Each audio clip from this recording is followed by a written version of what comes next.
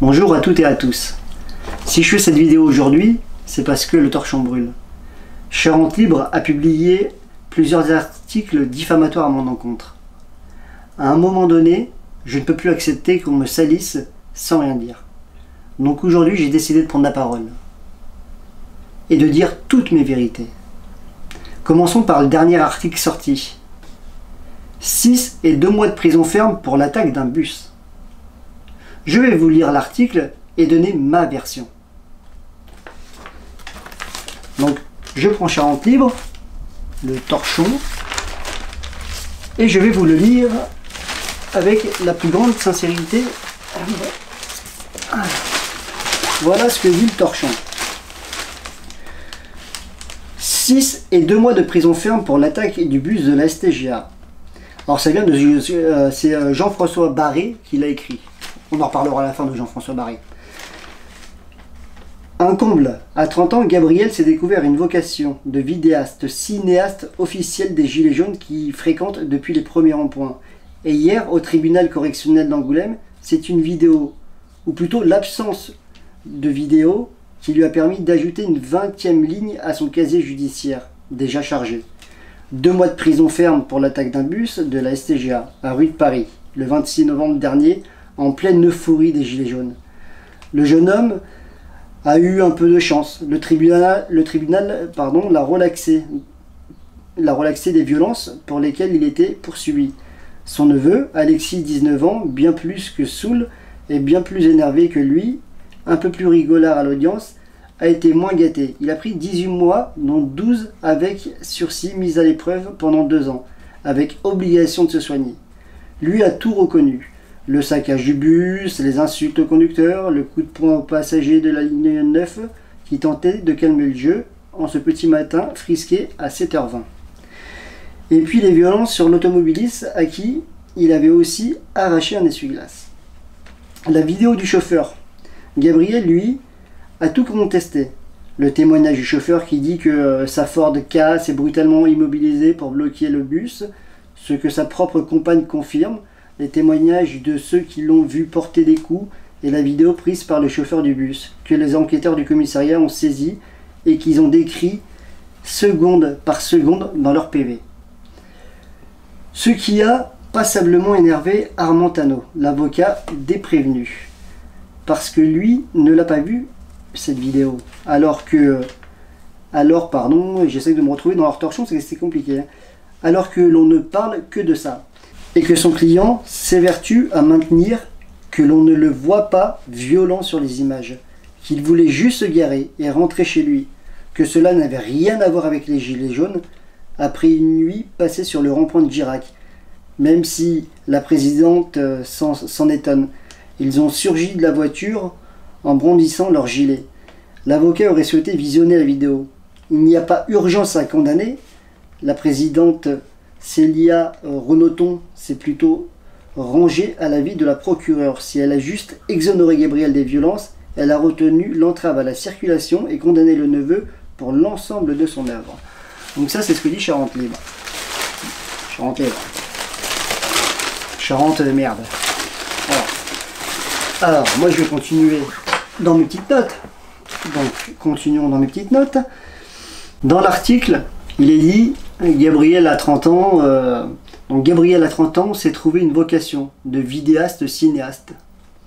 Oui, à l'aube de mes 30 ans, comme beaucoup de gens, on remet sa vie en question. Et moi, avec le soutien de ma famille, j'ai lancé mon média. Car filmer est ma passion. Et que j'ai compris qu'il fallait montrer la vérité sur les manifestations des Gilets jaunes. Car oui, Charente Libre, comme vous le dites si bien, j'ai été un gilet jaune depuis le 17 novembre, en passant par la RN10, par les ronds-points de Girac et de Soyo. Est-ce une honte? Pas du tout. Et justement, c'est ce qui m'a poussé à créer mon média, à montrer que les gilets jaunes ne sont pas toujours comme on les décrit. Oui, j'ai un casier judiciaire avec 19 mentions et non 20, comme vous le notez dans votre article. Alors, ayant grandi de foyer en foyer, j'ai pris la mauvaise direction et suivi les mauvaises fréquentations. J'étais ancré dans la délinquance, entre les vols, les conduites sans permis et oui, les violences. Mais je m'en suis sorti grâce à ma compagne qui m'a ouvert la voie et mes enfants qui valaient la peine de se battre et de changer. Je regrette mon passé. J'en suis pas fier. Et si je pouvais revenir en arrière, je changerais tout. Ce n'est pas possible. Et je pense que tout le monde a le droit à une seconde chance. Concernant l'affaire, je ne suis coupable d'aucun fait, si ce n'est d'avoir fait entrave à la circulation en ayant non intentionnellement créé un bouchon en voulant me garer à l'heure de pointe. Ensuite, ce qu'a fait mon neveu, Alexis, 18 ans, pas 19 comme vous le dites dans votre article, n'est pas de mon ressort. Je vous parle de moi. Charente Libre raconte que j'ai eu de la chance car la vidéo du chauffeur du bus de la STGA était égarée, selon le tribunal. Or, monsieur Barré, moi j'ai vu les vidéos lors de ma garde à vue. Et comme je l'ai dit au tribunal, j'aurais aimé que cette vidéo soit visionnée, car on me voit, moi, voulant aller défendre Alexis en pleine bagarre et ma compagne me repoussant. Voilà ce qu'on voit dans la vidéo, c'est-à-dire rien.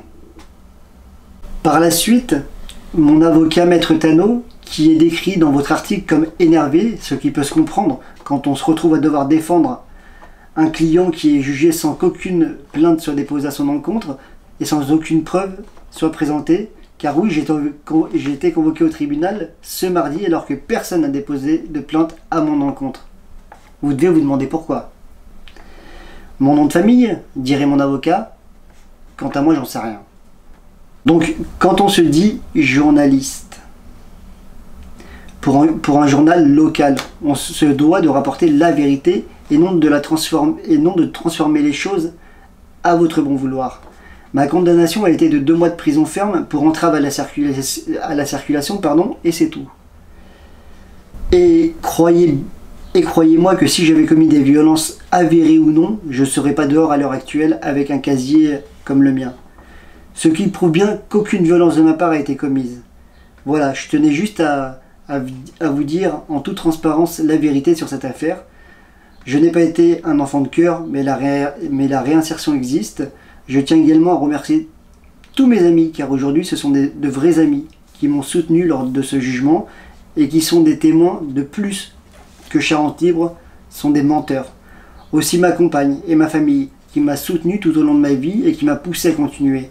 Mon média, car oui, Charente Libre, je ne lâcherai rien. Maintenant, je vais vous parler aussi du deuxième article qui, en fin de compte, est un petit peu le premier article encore diffamateur de Charente Libre. Donc, j'ai pris aussi des notes, mais ça va être très rapide. Donc, le deuxième article qui concerne la venue d'Édouard Philippe Angoulême, que je vais également vous lire. Donc, il dit cela, cet article. Alors, il est sur un petit papier. Gabriel Brisé est un sacré débrouillard, plus connu sur les ronds-points des Gilets jaunes, ce qui lui a même valu un passage par le 112 rue Saint-Roch que dans les salles de rédaction.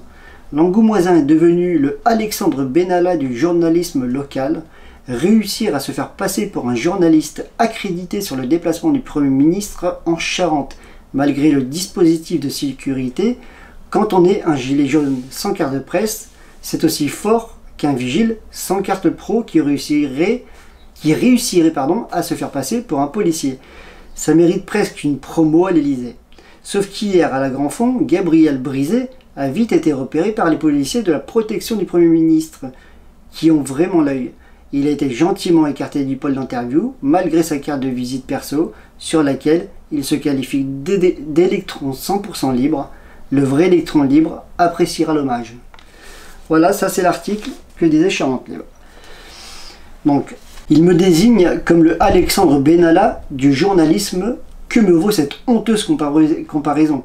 À aucun moment j'ai dit que j'étais accrédité. Ils m'ont simplement laissé filmer, jusqu'à ce qu'à un moment donné, la sécurité vienne me voir et me demande qui je suis. Et je me suis présenté comme le média indépendant. D'ailleurs, on peut le voir dans ma vidéo, on peut m'entendre dans ma vidéo parler à la sécurité de Monsieur le Premier ministre, et à aucun moment j'ai dit ou fait croire à une accréditation. Et ma carte, je leur ai donné car ils m'ont demandé qui j'étais. et ils l'ont gardé. Et maintenant, j'aimerais juste conclure très rapidement sur un épiphénomène, mais donc comment il s'appelle au fait, celui qui m'écrit cet article-là? Alors Jean-François Barré. Jean-François Barré.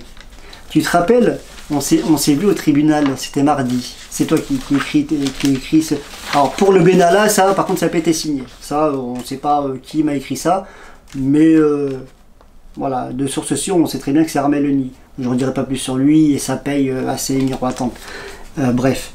Maintenant, je vais parler de Jean-François Barré. Jean-François Barré qui était assis sagement dans la salle d'audience, à sa place, avec son petit stylo bic et sa petite feuille blanche.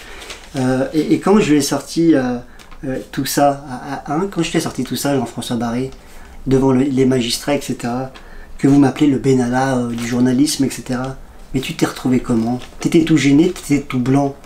T'étais là, t'étais caché derrière ta chaise, t'avais honte. Alors Jean-François Barré, c'est bien facile de faire des articles comme ça. Ou comme ça pour Armel Leni. Arrêtez vos conneries. Voilà, arrêtez parce qu'au bout d'un moment, ça devient de la diffamation et ça devient grave. Donc voilà, c'était tout. Et sachez une chose, hein, moi j'appelle vraiment à ce que plus personne lise Charente Libre. Petite précision, comme ils disent dans l'article que je suis passé par le 112 rue Saint-Roch, tout le monde connaît le 112 rue Saint-Roch, il y a la maison d'arrêt.